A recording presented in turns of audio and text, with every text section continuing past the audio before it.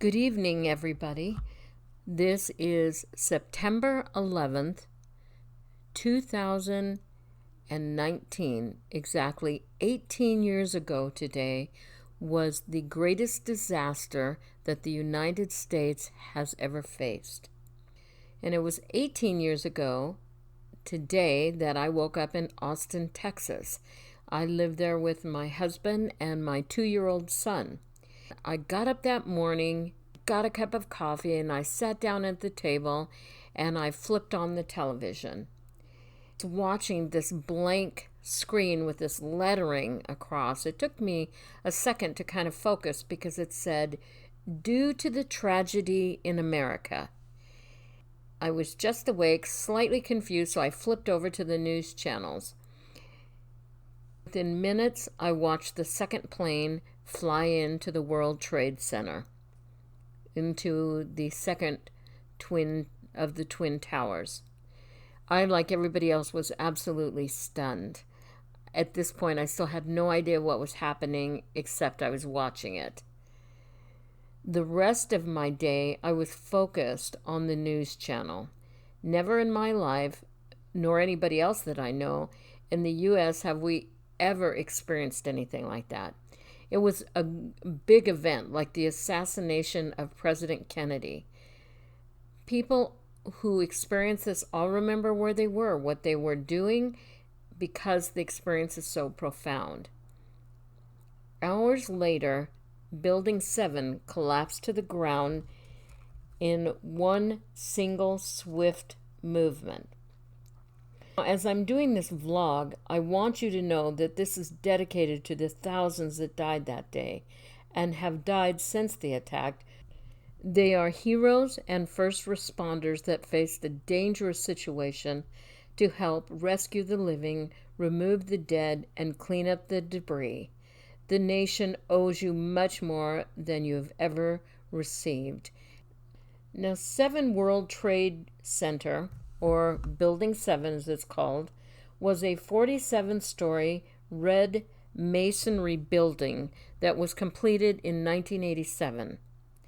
It sat on the corner of Greenwich and Vesey Streets across from Buildings 5 and 6 at World Trade Center Plaza. It was sandwiched in between Verizon and the U.S. Post Office. The Salomon Brothers Investment Bank became the major tenant, which enabled the struggling building to obtain more tenants. So by September 2001, Building 7 contained offices for the Department of Defense, the CIA, the IRS, the Secret Service, the Department of Emergency Management, it's called the OEM, and the Securities and Exchange Commission. The building was destroyed on September 11, 2001, the day that the terrorists flew 2 planes into the North and South Towers, also known as WTC 1 and 2, at the World Trade Center Plaza. The initial attacks collapsed the Twin Towers, killing over 3,000 people in a period of 2 hours. Building 7 crumbled to the ground at 5:20 p.m. that same day, almost 8 hours after the attacks. It was not struck by a plane. The Los Angeles Times reported that the Securities and Exchange Commission, the SEC, lost a substantial number of files in the destruction. They lost 3,000 to 4,000 ongoing cases, lost forever in the tragedy. The EEOC, which is called the Equal Employment Opportunity Commission, lost documents for 45 cases, gone forever. Before the attack, the SEC investigations were of corporate fraud by companies like Enron and WorldCom. They were in the media all the time, and they completely vanished in the wake of the attack. Now, there was a twofold theory surrounding the collapse of the building. The first part is a general theory about the entire disaster.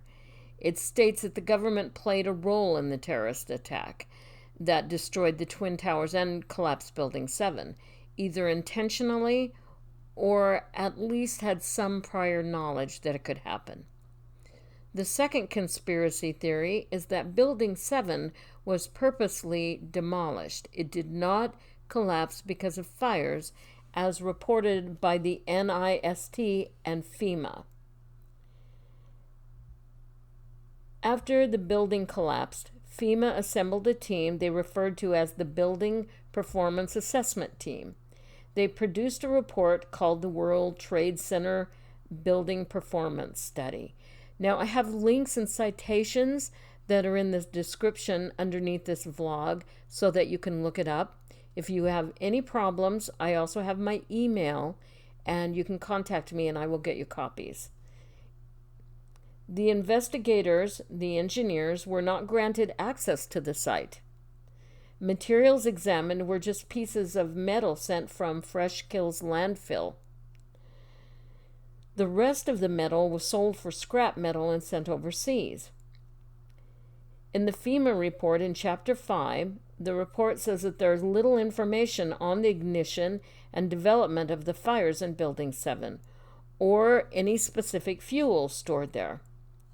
The report states it is likely that the fire started from debris headed from the World Trade Center 1 building. Now, like I said, I've included a link to the report in the bottom. There was another report, the National Institute of Standards and Technology, or the NIST report, that compiled information regarding the terrorist attack on 9/11. The report states that the building was brought down by fires generated from office furnishings. That's right, you heard it right, office furnishings.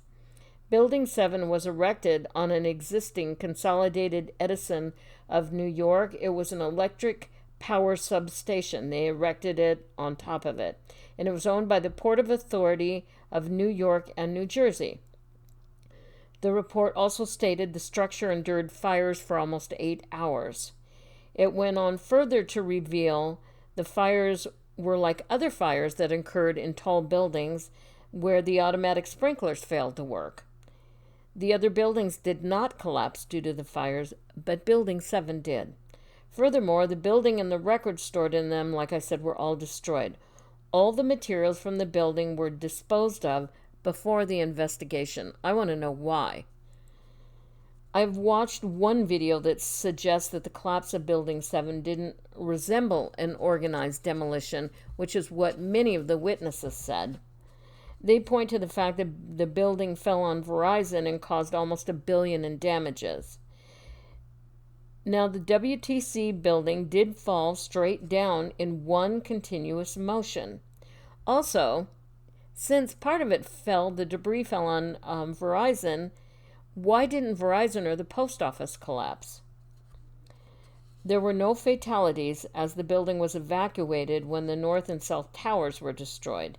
Yet the documents conclude that the building could not have been saved unless the fires burning inside had been extinguished before the combustible materials were consumed.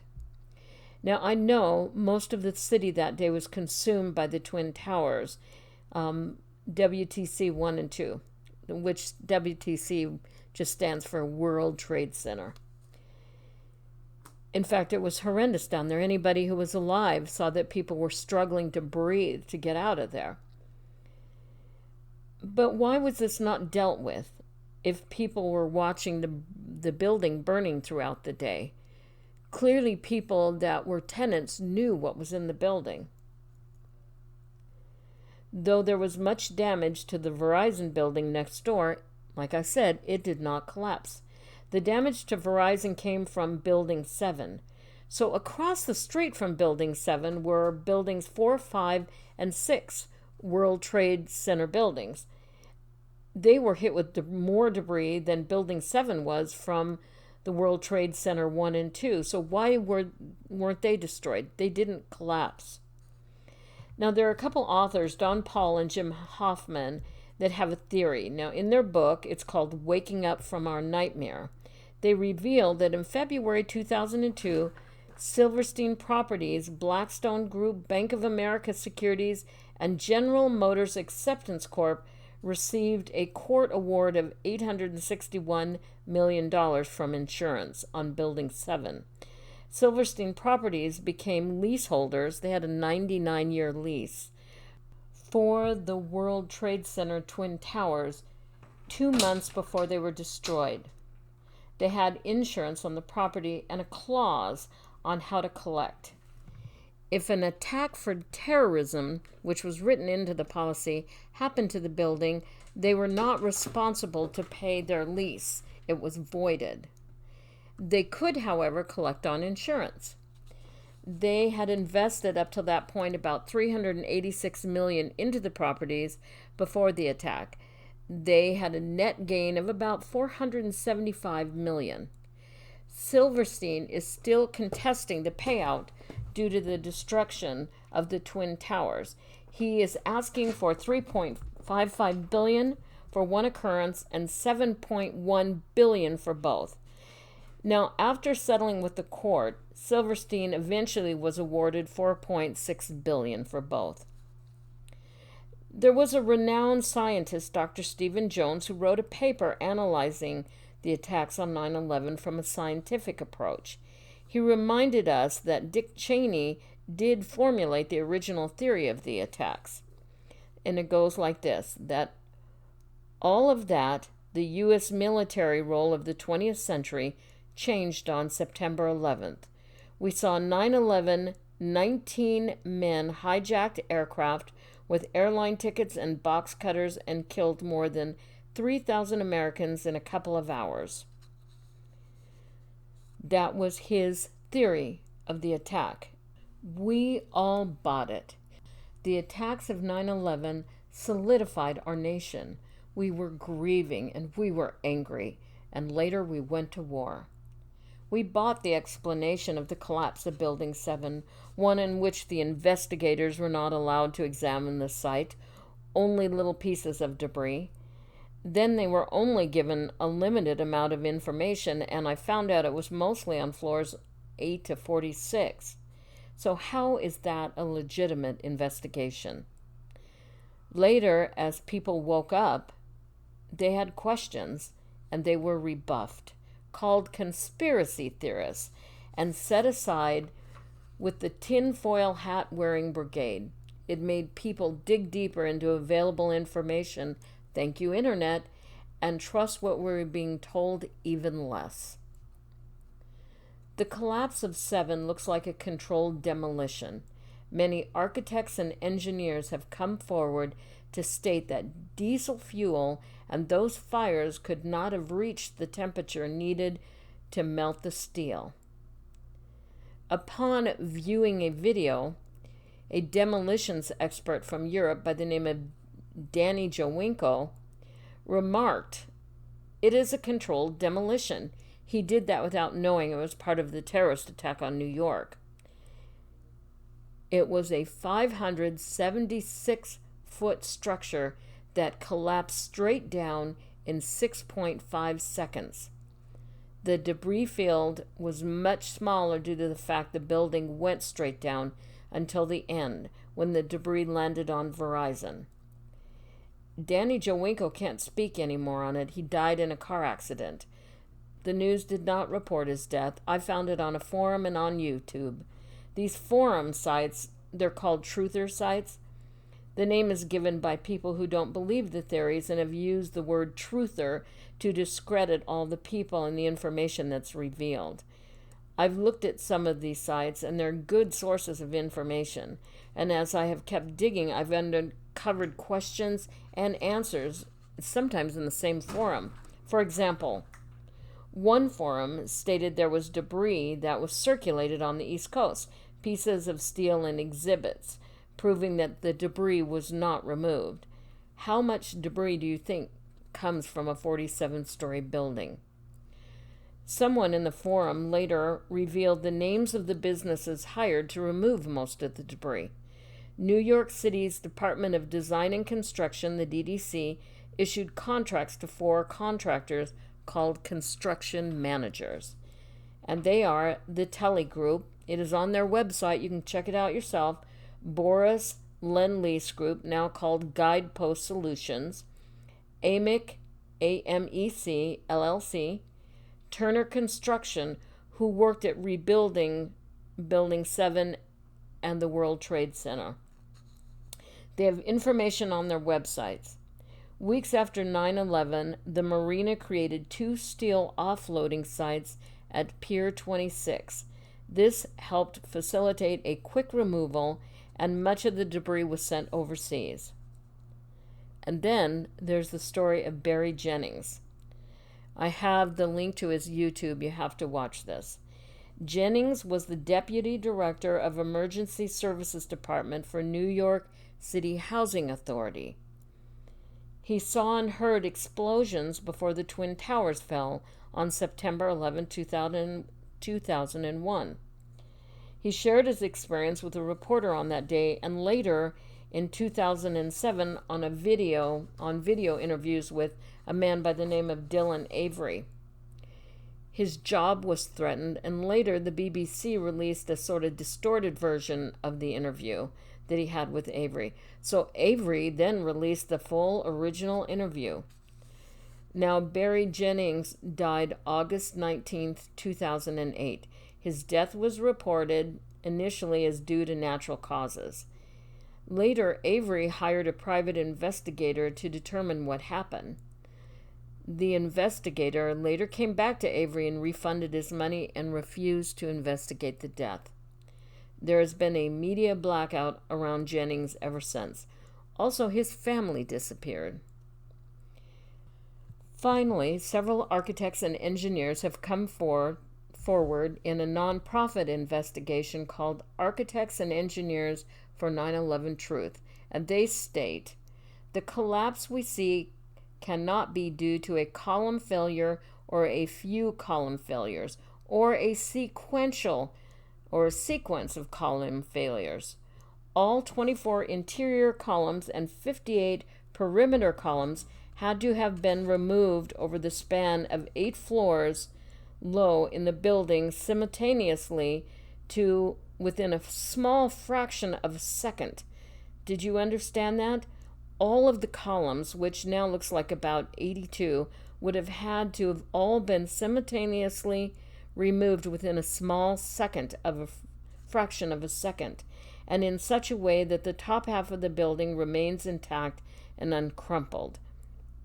They are saying that all columns would have had to fail at once to achieve free fall. Even the report from NIST admitted there was free fall for a time until the very end. The fires in Building 7 were intermittent and not all over the building. I would advise anyone who is watching this vlog to go to the engineer's site, also included below. Watch and read their information, and you will know there is much more to the story of WTC 7 than has been revealed. My real questions are, why is this not being researched more? Why are we not being made aware by the media? This was the largest disaster in U.S. history. Never forget what happened on 9/11/2001. My most profound memory as I watched were people jumping out of the window so they didn't burn to death. I saw a man and a woman holding hands as they jumped into free fall.